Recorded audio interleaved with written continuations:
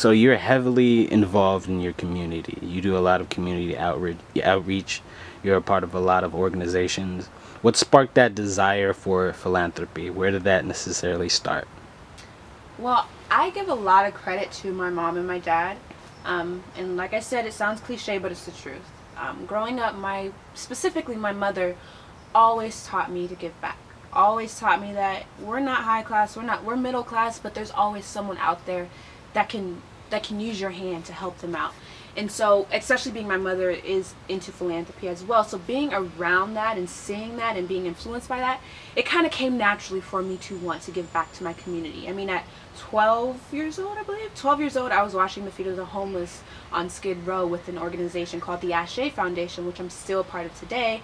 And then when I was 16, I did the same thing. So to be able to compare those photos back to back, because I got 2 photos from the same day, it was just an amazing feeling. Like, wow, like I'm out here washing the feet of the homeless, setting out on missions to change the world, and I'm really doing it like one person at a time. And so philanthropy, it has always been something that I felt that I should do. It's my job living on this earth. God put me on this earth, and it's my job to do it. So I partner with organizations like Regal Retreat.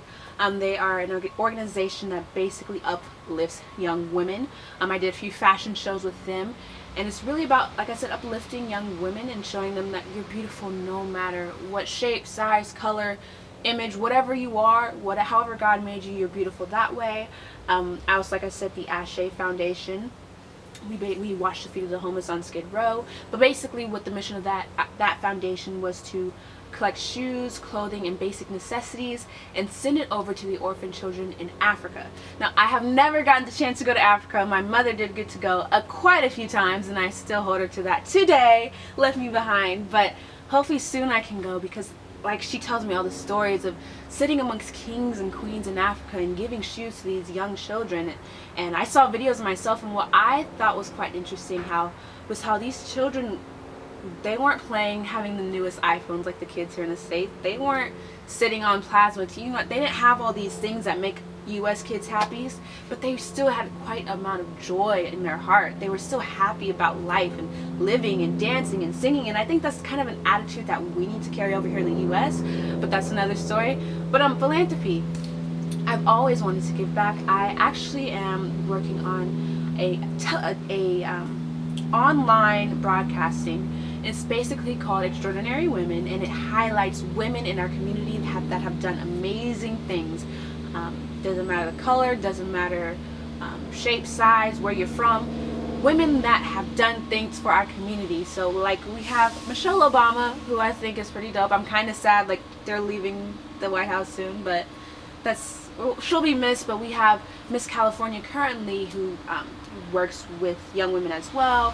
We have children that are 14 years old creating bags for the homeless and giving back. So just women in general, girls in general, that are doing well for the community.